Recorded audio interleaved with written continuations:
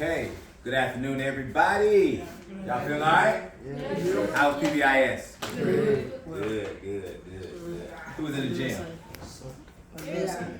All y'all? That's what's up. Okay. All right. So let's get started. We're going to continue with what we have been doing all week long. But before we move forward, we're going to do a little review. But let's talk about our standards first. Can I get somebody to read the standard? Please volunteer. Yes, sir. Thank you. All right. S7L5, obtain, elevate, and communicate information from multiple sources to explain the theory of evolution of living organisms through inherited characteristics. All right. For anybody that could not hear in the back, obtain, evaluate, and communicate information from multiple sources.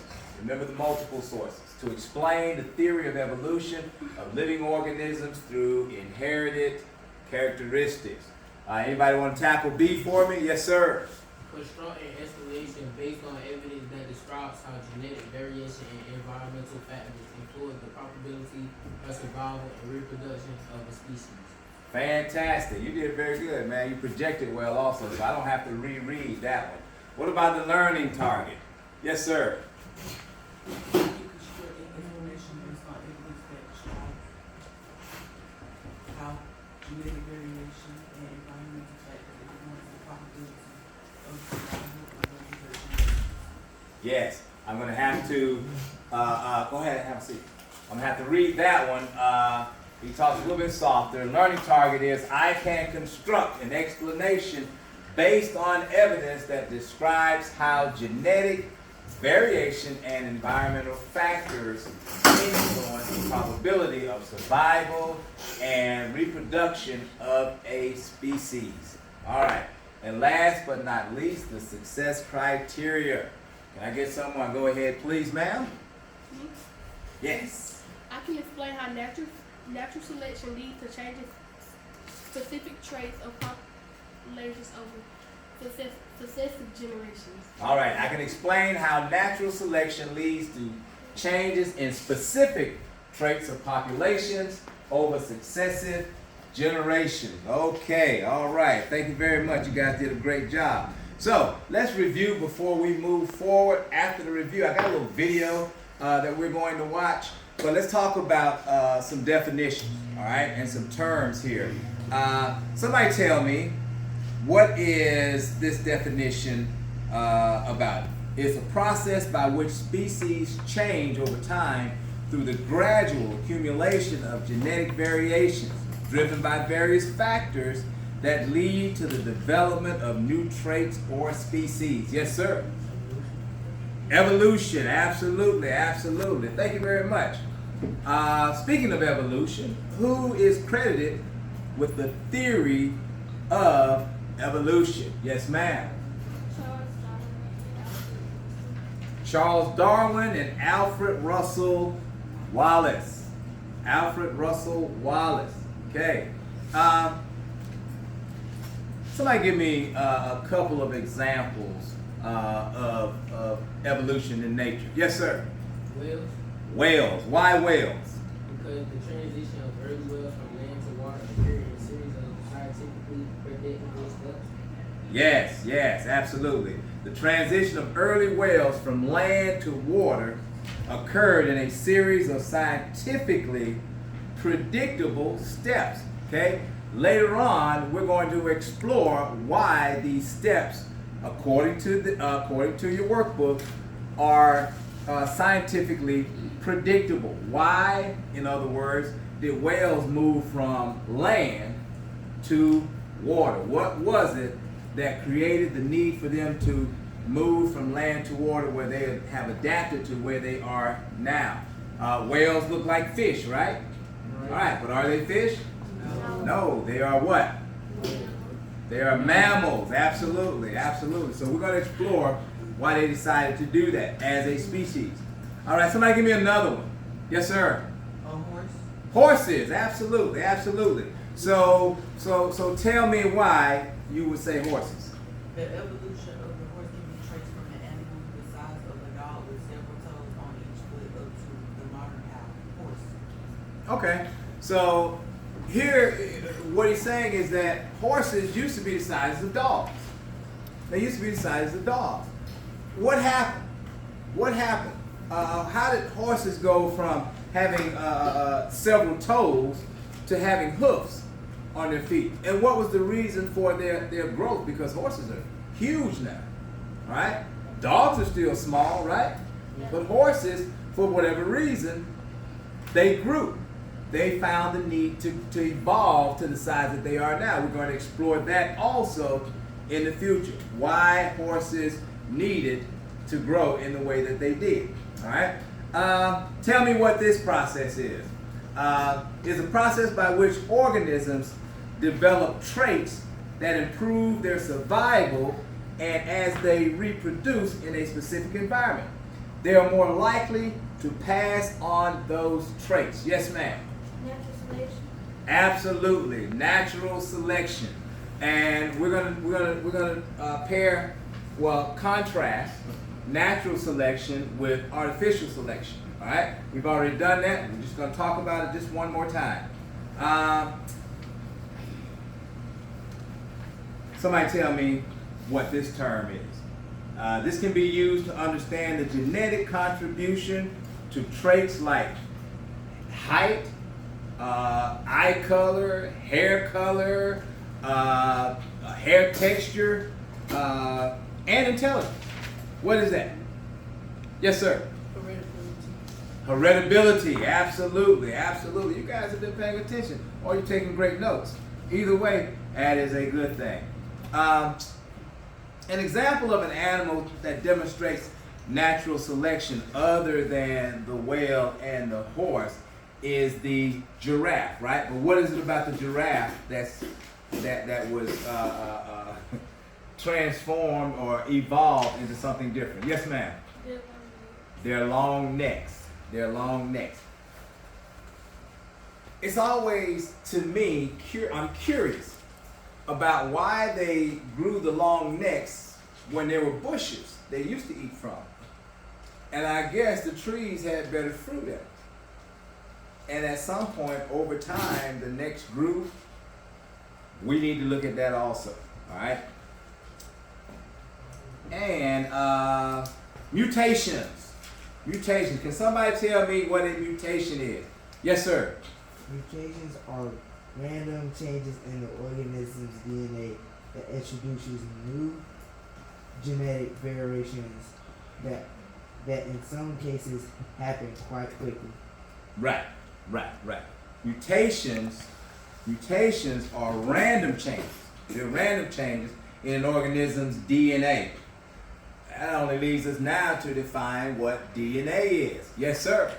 DNA is the molecules in the cell that carry information. Right, they carry information. DNA carries information. Looks like a twisted what?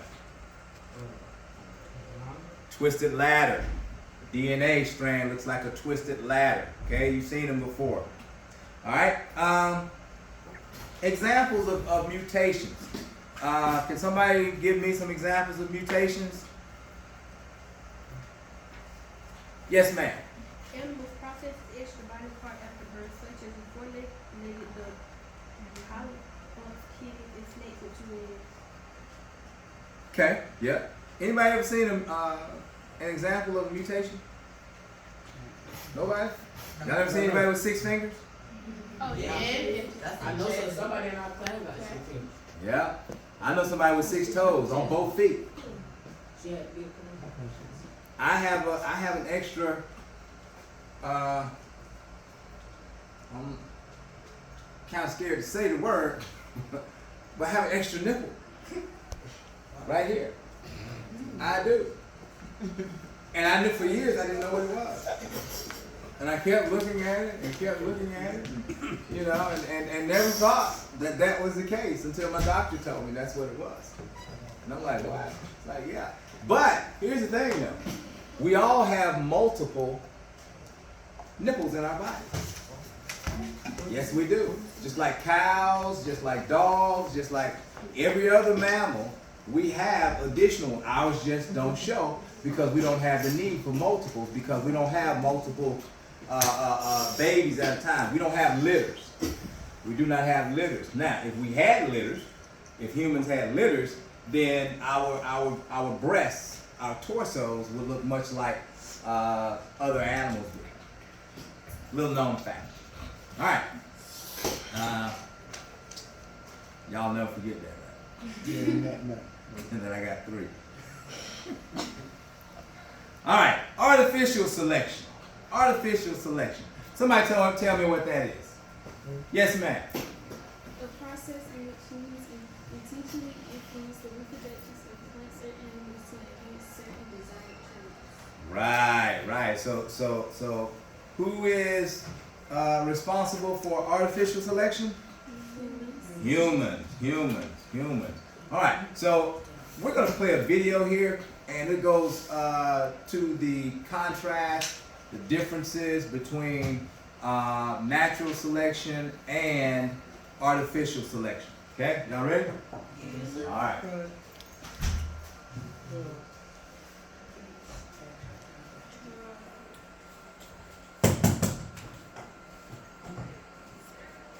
Thanks for stopping by. Today we're going to talk about evolutionary selection, and specifically natural selection and artificial selection. But before we get into that, let's define selection. So selection is the process by which inherited traits are selected for or against, and thus become more or less abundant in a population. Okay, so let's apply this definition to natural selection. For natural selection to occur in a population, 3 criteria must be met. First, there must be variation in the population. For example, brown beetles versus green beetles of the same species. Second, the trait must be heritable, which is to say it can be passed on from one generation to the next through the genes. And third, more offspring are produced than the environment can support. In other words, a portion of all the offspring will die off because there aren't enough resources to support that much offspring in the population. Okay, so in natural selection, it's nature that selects which one will die based off how well their traits fit that environment. Going back to our beetle example, if there's a drought one year and all the green vegetation dies, leaving only brown, dead earth behind, the brown beetle will thrive while the green beetle will dwindle and will die off. Nature here selects for the brown beetle through a natural occurrence, which of course favored the brown beetle. Right, now let's compare this to artificial selection. So artificial selection requires only 2 of the 3 criteria. That is variation in the population and that the trait is heritable. And the difference with artificial selection is that humans decide which traits are passed on, not nature. Artificial selection is used in agriculture and animal breeding all the time. Right? People want cows that produce the most milk, so they only breed cows that produce high amounts of milk. They don't breed the ones with low milk production. Likewise, horses have a variety of breeds with a variety of jobs, and breeders use artificial selection to make that happen. All the dogs, all the household dogs we have are a result of artificial selection throughout the years. So natural selection and artificial selection are really just 2 sides of the same coin. Both are a mechanism of evolution, or both are mechanisms of evolutionary selection, but the process by which they work is slightly different. All right, I hope that video helped.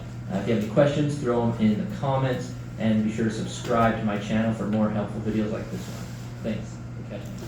All right. How many of you guys have a dog at home? Raise your hand. Okay. Dogs evolved from wolves through artificial selection. All right. Every breed of dog. Welcome home, little lady. Sorry about that. Every breed of dog. I mean, from the smallest dog to the biggest dog, they evolved artificially from human selection. Okay, so you guys need to continue to work on your workbook, pages 23, 37, and 49. That is to be turned in on tomorrow. We will be submitting grades to the grade book, so please make sure that you get everything in between today and tomorrow. Please do not wait, do not hesitate, okay? Go on break next week, And so when we come back, we're gonna go right into milestones. So you guys need to make sure that you got everything turned in that needs to be turned in. Anybody got any questions? No, sir. Okay, all right, let's get working, please.